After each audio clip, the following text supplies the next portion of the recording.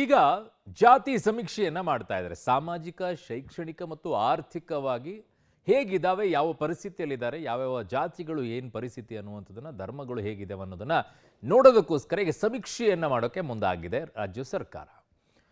So ಇದರಲ್ಲಿ 60 ಪ್ರಶ್ನಾವಳಿಗಳಿದೆ. 60 ಪ್ರಶ್ನಾವಳಿಗಳು ಕೂಡ public ಟಿವಿಗೆ ಲಭ್ಯವಾಗಿದೆ. ಯಾವ ರೀತಿಯಾದಂಥ ಪ್ರಶ್ನೆಗಳನ್ನು ಕೇಳ್ತಾರೆ ಏನು ಅಂತ ಹೇಳಿ.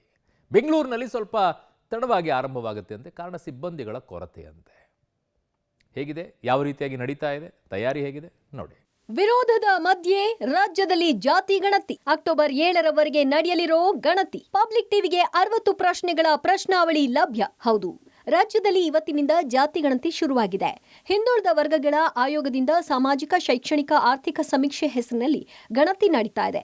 ಅಕ್ಟೋಬರ್ 7ರವರೆಗೆ ಗಣತಿ ಕಾರ್ಯ ನಡೆಯಲಿದ್ದು, ಪಬ್ಲಿಕ್ ಟಿವಿಗೆ 60 ಪ್ರಶ್ನೆಗಳ ಪ್ರಶ್ನಾವಳಿ ಲಭ್ಯವಾಗಿದೆ. ಸರ್ವೆ ವೇಳೆ ಕೇಳಲಾಗುವ ಪ್ರಶ್ನೆಗಳು: ಮನೆಯ ಮುಖ್ಯಸ್ಥರ ಹೆಸರು, ತಂದೆಯ ಹೆಸರು, ತಾಯಿಯ ಹೆಸರು, ಕುಟುಂಬದ ಕುಲ ಹೆಸರು, ಮನೆ ವಿಳಾಸ, ಮೊಬೈಲ್ ಸಂಖ್ಯೆ, ರೇಷನ್ ಕಾರ್ಡ್ ಸಂಖ್ಯೆ, ಆಧಾರ್ ಸಂಖ್ಯೆ, ಮತದಾರರ ಗುರುತಿನ ಚೀಟಿ ಸಂಖ್ಯೆ, ಕುಟುಂಬದ ಒಟ್ಟು ಸದಸ್ಯರು, ಧರ್ಮ, ಜಾತಿ, ಉಪಜಾತಿ, ಜಾತಿ, ವರ್ಗ, ಜಾತಿ ಪ್ರಮಾಣ ಪತ್ರ ಇದೆಯೇ, ಪ್ರಮಾಣ ಪತ್ರ ಸಂಖ್ಯೆ, ಜನ್ಮ ದಿನಾಂಕ, ವಯಸ್ಸು, ಲಿಂಗ, ಪುರುಷ, ಸ್ತ್ರೀ, ಇತರೆ, ವೈವಾಹಿಕ ಸ್ಥಿತಿ, ಜನ್ಮಸ್ಥಳ, ವಿದ್ಯಾಭ್ಯಾಸದ ಮಟ್ಟ, ಮನೆಯಲ್ಲಿ ಓದಲು ಬಲ್ಲವರು ಎಷ್ಟು ಮಂದಿ, ಮಕ್ಕಳು ಶಾಲೆಗೆ ಹೋಗ್ತಿದ್ದಾರೆಯೇ, ಶಾಲೆಯ ಪ್ರಕಾರ ಸರ್ಕಾರಿ ಅಥವಾ ಖಾಸಗಿ, ಮನೆಯಲ್ಲಿ ಶಾಲೆ ಬಿಟ್ಟವರು ಇದ್ದಾರೆಯೇ, ಮನೆಯ ಮುಖ್ಯ ಉದ್ಯೋಗ, ಎಷ್ಟು ಜನರು ಉದ್ಯೋಗದಲ್ಲಿದ್ದಾರೆ, ಕೆಲಸದ ಪ್ರಕಾರ ಸರ್ಕಾರಿ ಅಥವಾ ಖಾಸಗಿ, ಉದ್ಯೋಗಿಗಳು ಇದ್ದಾರಾ, ದಿನಸಿ ಆದಾಯ, ತಿಂಗಳ ಖರ್ಚು, ಸಾಲ ಇದೆಯೇ, ಬಿಪಿಎಲ್ ಕಾರ್ಡ್ ಇದೆಯೇ,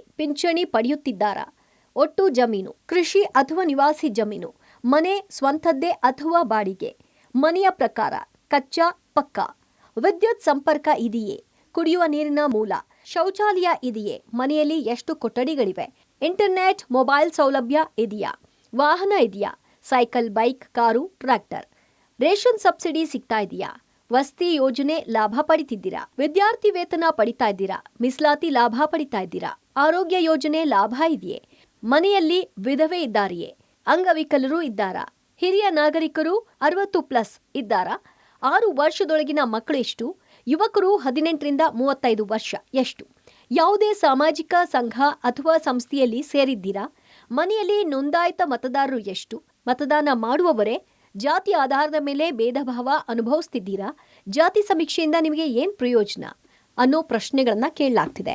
ಇನ್ನು ಗಣತಿ ಕಾರ್ಯ ಹೇಗಿರಲಿದೆ ಅನ್ನೋದನ್ನ ನೋಡೋಣ. ಹೇಗಿರುತ್ತೆ ಸರ್ವೆ ಪ್ರಕ್ರಿಯೆ? ಆಧಾರ್ ಕಾರ್ಡ್ ಇಟ್ಕೊಳ್ಬೇಕು. ಆಧಾರ್ ಇಲ್ಲದಿದ್ರೆ ವೋಟರ್ ID ಬೇರೆ ಕಾರ್ಡ್ ಇರಬೇಕು. ಕುಟುಂಬದ ಸಂಪೂರ್ಣ ಮಾಹಿತಿ ಕೊಡಬೇಕು. ಮುಖ್ಯಸ್ಥನ ಆಧಾರ್ ಕಾರ್ಡ್ ಪಡೆದು ಪ್ರಕ್ರಿಯೆ. ಎಷ್ಟು ಜನ, ವಯಸ್ಸು ಸೇರಿ ಮಾಹಿತಿ ಕೊಡಬೇಕು. ಸಾಮಾಜಿಕ, ಶೈಕ್ಷಣಿಕ, ಆರ್ಥಿಕ ಸ್ಥಿತಿ ಮಾಹಿತಿ ಕೇಳ್ತಾರೆ. ಧರ್ಮ, ಜಾತಿ, ಉಪಜಾತಿ ಕೇಳಲಾಗುತ್ತೆ. SC, ST, OBC ಮತ್ತು ಇತರೆ ಕ್ಯಾಟಗರಿ.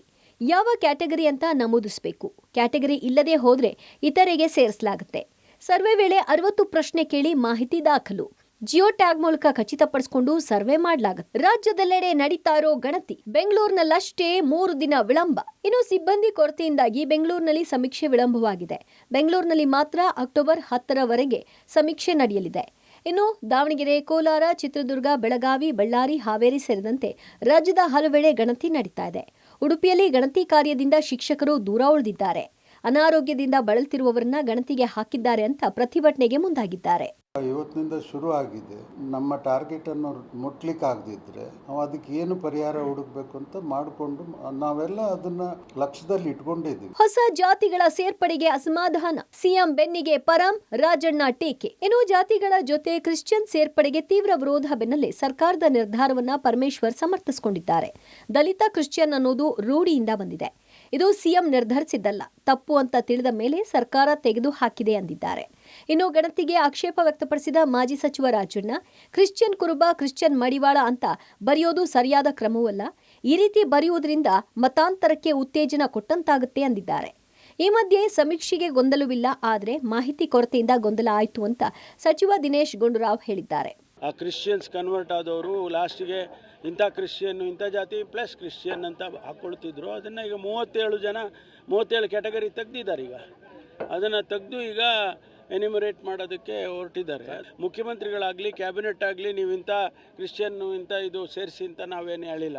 ಜಾತಿ ಗಣತಿ ಅನ್ನೋದನ್ನ ಬಿಟ್ಟು ಸಾಮಾಜಿಕ ಶೈಕ್ಷಣಿಕ ಗಣತಿ ಅಂತ ಹೇಳೋದು ಕಲ್ತ್ಕೋಬೇಕು. ಜಾತಿ ಗಣತಿ ಮಾಡ್ತಕ್ಕಂಥ ಅಧಿಕಾರ ಇರೋದು ಕೇಂದ್ರ ಸರ್ಕಾರಕ್ಕೆ ಮಾತ್ರ, ರಾಜ್ಯ ಸರ್ಕಾರಕ್ಕಿಲ್ಲ. ರಾಜ್ಯ ಸರ್ಕಾರಕ್ಕೆ ಇರೋದು ಅವರ ಶೈಕ್ಷಣಿಕ ಮತ್ತು ಸಾಮಾಜಿಕ ವ್ಯವಸ್ಥೆಯನ್ನು ಸರ್ವೆ ಮಾಡ್ತಕ್ಕಂಥದ್ದಕ್ಕೆ ನಮ್ಮ ರಾಜ್ಯ ಸರ್ಕಾರಕ್ಕೆ ಅಧಿಕಾರ ಇದೆ. ಅದನ್ನ ಮಾಡ್ತಾರೆ ಹೊರತು ಜಾತಿ ಒಂದೇ ಗಣತಿ ಮಾಡೋದಿಲ್ಲ. ಏನು ವಿರೋಧ ಇಲ್ಲ, ಗೊಂದಲಗಳು ಅಷ್ಟೇ. ವಿರೋಧ ಯಾರ್ದು ಇಲ್ಲ. ಕೆಲವ್ರಿಗೆಲ್ಲ ಗೊತ್ತಿಲ್ಲದೇನೆ ಗೊಂದಲ ಸೃಷ್ಟಿ ಮಾಡ್ತಾರೆ, ಮಾಹಿತಿ ಕೊರತೆ ಮತ್ತು ಅವರವರ ವೈಯಕ್ತಿಕ ವಿಚಾರಗಳು. ವಿರೋಧ ಅಲ್ಲ ರೀ, ಅವ್ರಿಗೂ ಕೂಡ ಎಲ್ಲ ಅನೇಕ ಜನರಿಗೆ ಮಾಹಿತಿಯ ಕೊರತೆ, ಸ್ವಲ್ಪ ಅಷ್ಟು ಗೊತ್ತಿರೋದಿಲ್ಲ. ಅವರುಗಳು ಟಿ ವಿಗಳು ನೋಡಿಕೊಂಡು, ಸೋಷಿಯಲ್ ಮೀಡಿಯಾ ನೋಡಿಕೊಂಡು, ಇದು ನೋಡಿಕೊಂಡು ಅವರು ಕೂಡ ಏನೋ ಆಗೋಗ್ತಾ ಇದೆ ಅಂತ. ಇದು ಜಾತಿ ಗಣತಿ ಮಾಡ್ತಾ ಇರೋದು ಕೇಂದ್ರ ಸರ್ಕಾರ, ನಾವಲ್ಲ. ನಾವು ಮಾಡ್ತಾ ಇರುವಂಥದ್ದು ಸಮೀಕ್ಷೆ, ಸರ್ವೆ. ಇದರಿಂದ ನಾವು ನಿಮ್ಮನ್ನ ಒಬ್ಬರಿಂದ ಒಬ್ಬರ ಜಾತಿ ತೆಗೆಯೋದು ಪ್ರಶ್ನೆ ಬರೋದಿಲ್ಲ. ಒಟ್ನಲ್ಲಿ ಜಾತಿ ಗಣತಿ ನಡೀತಾ ಇದ್ರೂ ಗೊಂದಲ ಮಾತ್ರ ಮುಂದುವರೆದಿದೆ. ಮುಂದೆ ಇನ್ಯಾವ ಸ್ವರೂಪ ಪಡೆಯುತ್ತೋ ಕಾದು ನೋಡಬೇಕಿದೆ. Bureau report, public TV.